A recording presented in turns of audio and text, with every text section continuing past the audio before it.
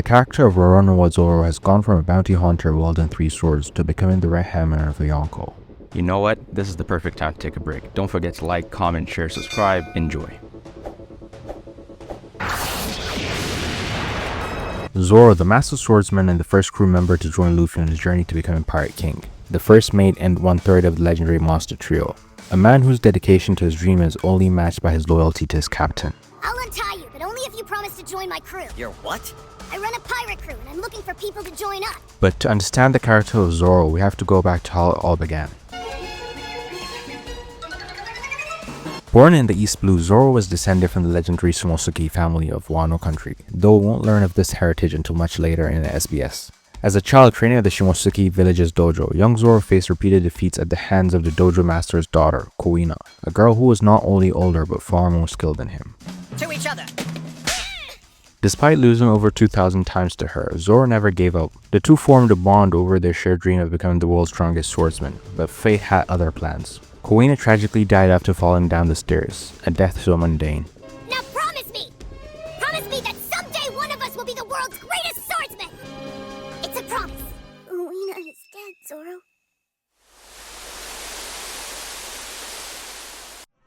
In the wake of her death, Zoro made a vow to his fallen rival that he will become so strong that his name will reach the heavens. He will carry both their dreams and he will become the world's strongest swordsman. Taking Kuina's sword, the Wado Ishmanji, Zoro left his village to pursue his ambitions, turning to bounty hunting as a means to survive and test his skills.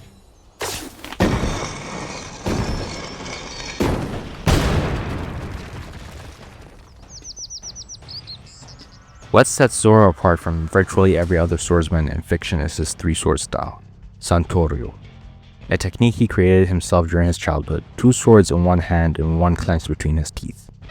The sword's cursed. It would be death to take that sword. Sounds great. Think I'll take it. No!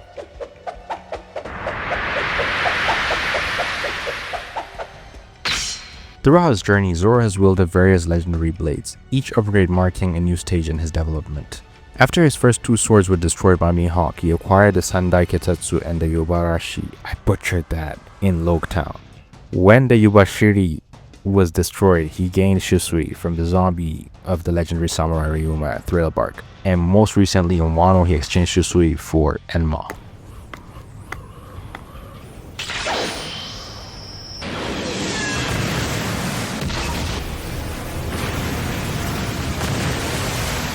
But before we talk about his victories, we need to talk about his most important defeat. At Baratie, Zoro encountered Dracula Mihawk, the man who sat at the very peak that Zoro was climbing towards, the world's strongest swordsman. I set sail for only one reason, to meet you. You're a weak, pitiful creature. It'll be more than adequate. After all, you wouldn't kill a fly with a cannon, would you? The battle was less of a fight and more of an education. Mihawk systematically destroyed everything that Zoro thought he knew about swordsmanship. And when Zoro, refusing to run, turned to face him directly, accepting death rather than dishonor, Mihawk rewarded that spirit with a strike with his actual blade, Yoru. The massive scar from Zoro's left shoulder to his right hip became a permanent reminder of the gap he had to close. But what happened next defined who Zoro truly was. Luffy! I'm sorry for disappointing you. I know that you need nothing less than the greatest swordsman in the world. I solemnly swear, from this moment forward, that I will never lose again! Is that okay? King of the Pirates! Despite his wounds, Zoro declared to Luffy that he would never lose again, from that day forward until he became the world's greatest swordsman. When I defeat you, Mr. One, I'll be the swordsman strong enough to cut through anything, including steel.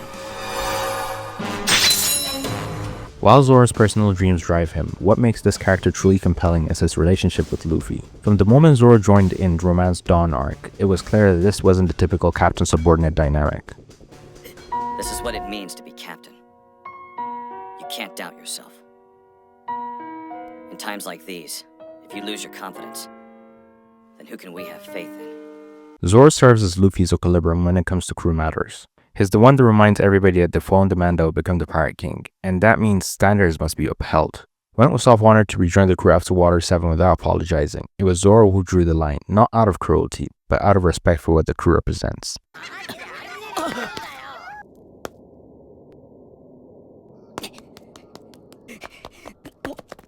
いた？おい、あの七部会どこに？なんだこの血の量は。何もなかった。 A thriller bark when the warlord Bartholomew Kumo offered to spare the crew if somebody would take Luffy's pain and fatigue. Zoro didn't hesitate. In one of anime's most iconic moments, he absorbed everything, damage that should have killed him several times over, and when Sanji found him standing in a pool of blood, Zoro simply said nothing happened.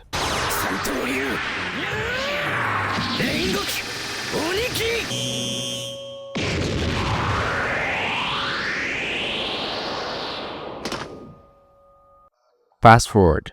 During the raid on Onigashima, Zoro pushed himself beyond his limits. He clashed with two emperors of the sea, Big Mom and Kaido, alongside Luffy and the Worst Generation captains. He scarred Kaido, becoming one of the few people to ever wound the strongest creature. And then, barely managing to stand up, Sanji and Chopper pumped him full of drugs and he defeated King the Wildfire, Kaido's first commander, while mastering Emma and unlocking advanced Conqueror's Haki. With the current bounty of 1.111 billion berries, I'm gonna put that on the screen, Zoro stands as among the elites in the pirate world. He's part of the Worst Generation, a group of pirates who have turned the world upside down. His path has led him from East Blue to the New World, from fighting petty criminals to battling emperors.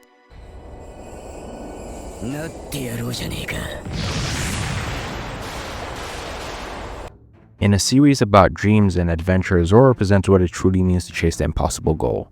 Not with a naive optimism, but with hard work and dedication. From the pirate hunter to the King of Hell, from the East Blue to Elbaf and beyond.